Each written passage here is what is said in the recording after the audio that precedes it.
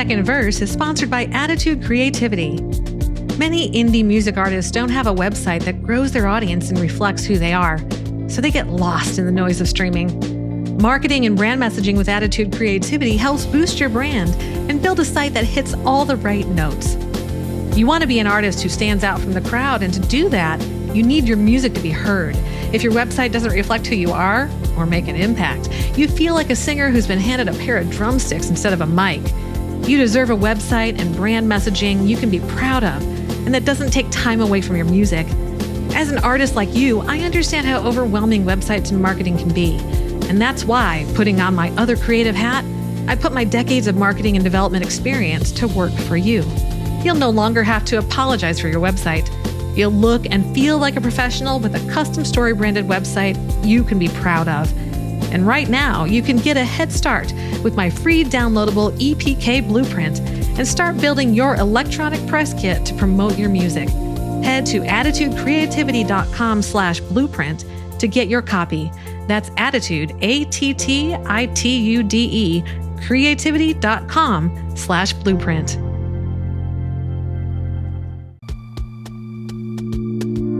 Have you ever had that moment, that one right before you hit publish or step up to the mic, when a voice in your head whispers, "Who do you think you are?" Yeah, me too. I think back to my first full-time music ministry job. I was fresh out of seminary and had a lot of volunteer experience, but at every weekly staff meeting, I was teased for being 25. How deflating is that? You start to wonder what it takes to be taken seriously, and you start to feel like an imposter. But that wasn't the last time I'd feel that way. I eventually learned that imposter syndrome doesn't go away when you become more skilled or experienced. It shows up when you start doing something that matters. I'm Becky Boyland, and this is Second Verse, the podcast celebrating independent artists who are rewriting their stories and finding their way back to music.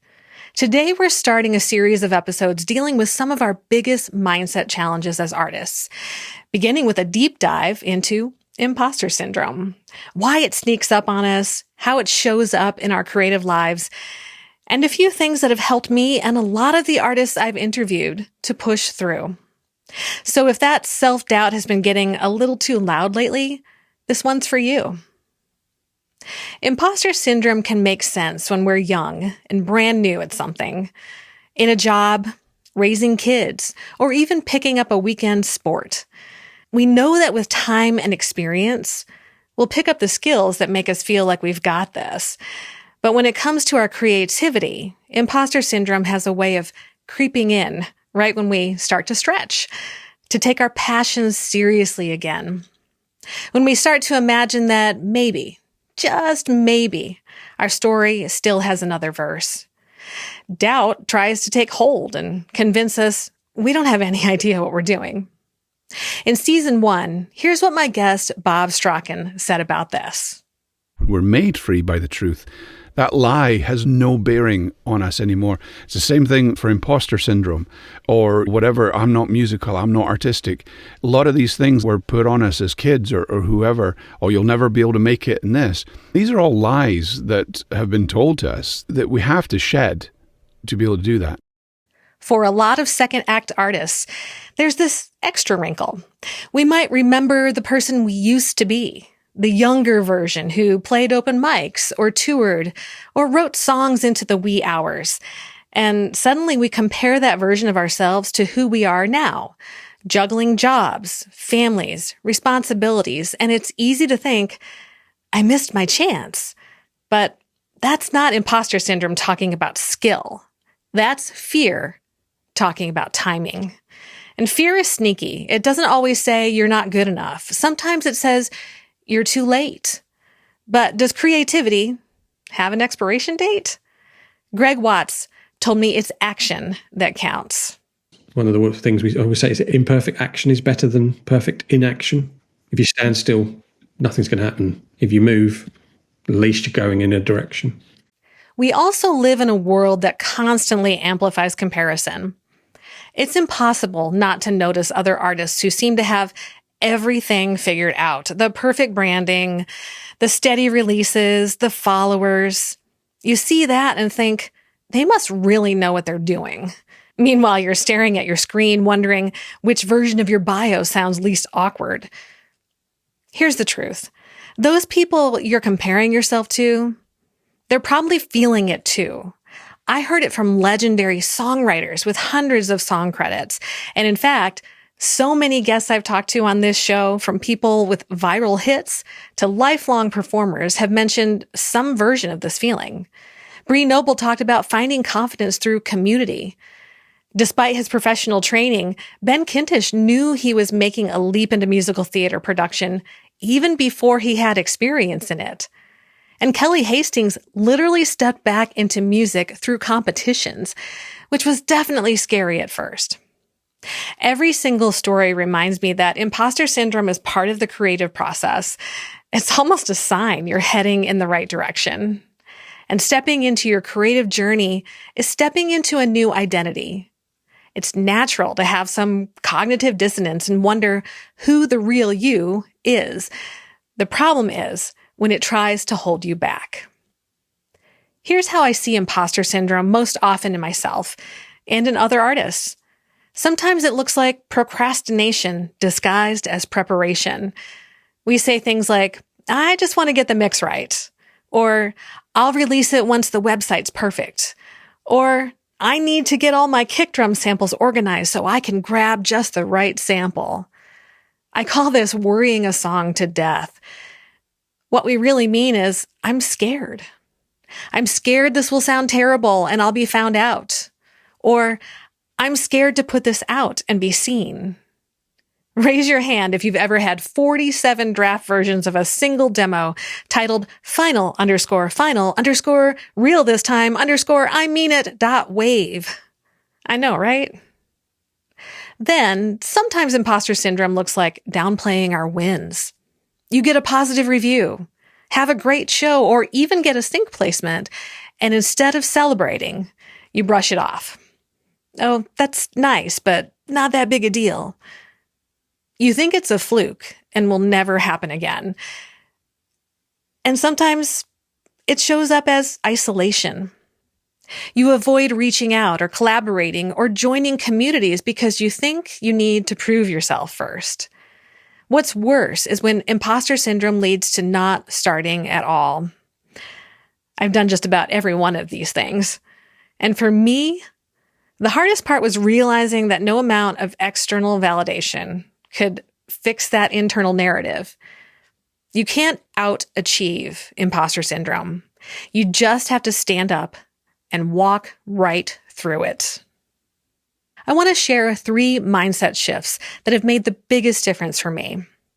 They're not quick fixes, but they're helpful strategies to refocus, overcome fears and the lies we tell ourselves, and set ourselves up for growth and future success. Shift number 1 is to reframe the fear. Fear isn't proof that you're a fraud. It's proof you care.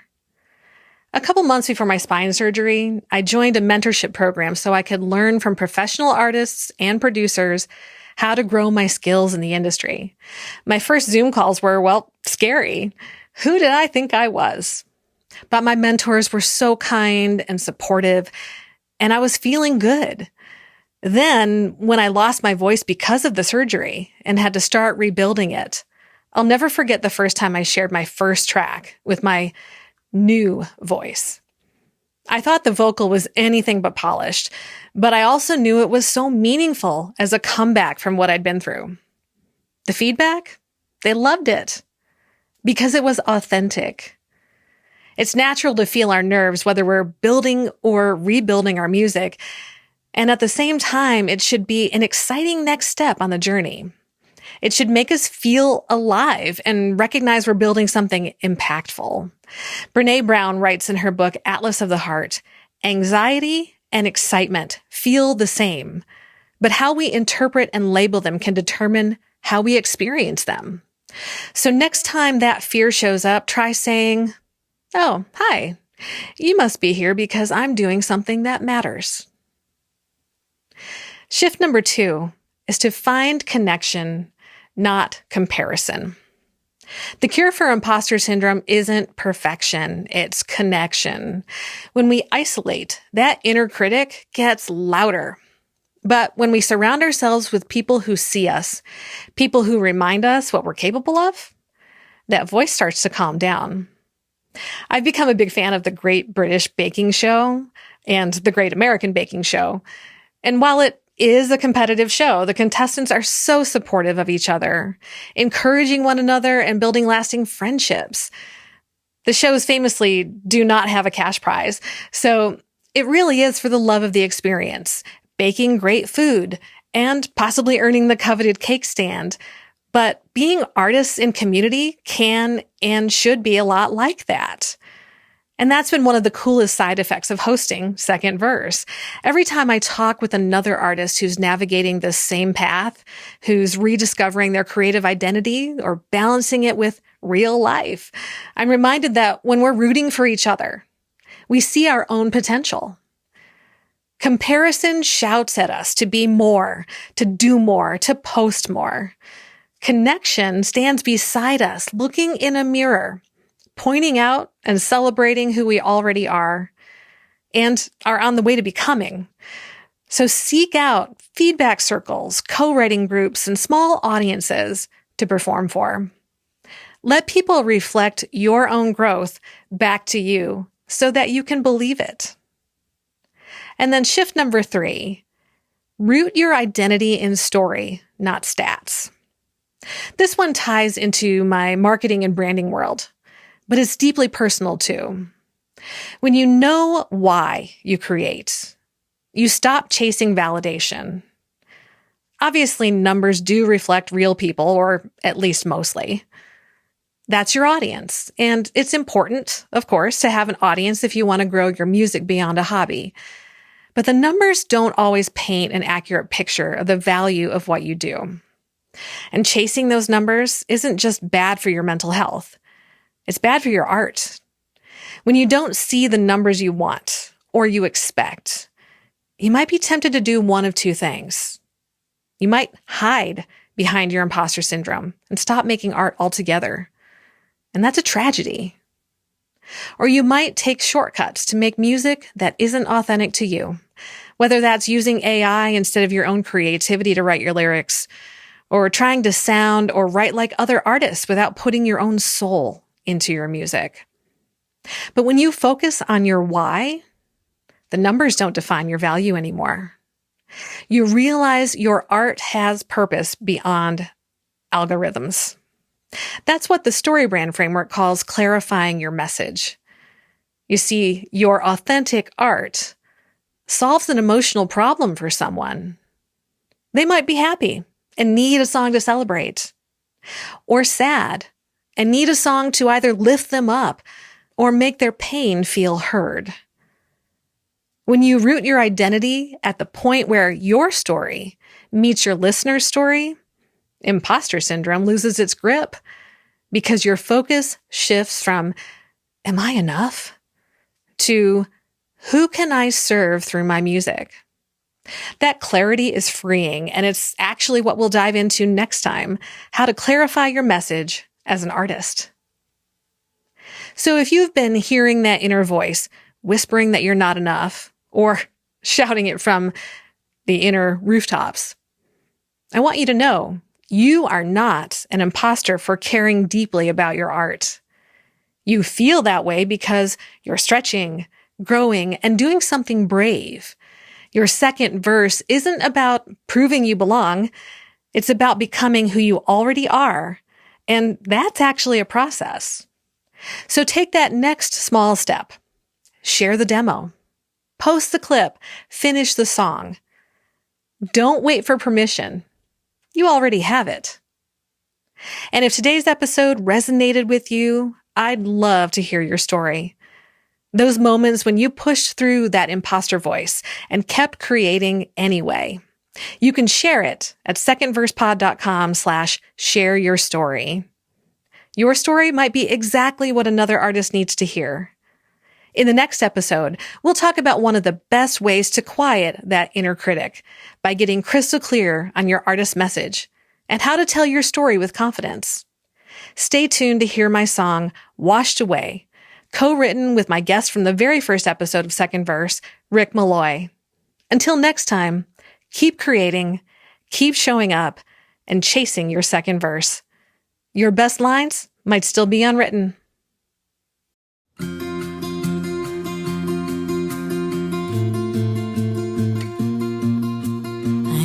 Said I took it too hard and you'll do it again. I tried letting it go. It's the end.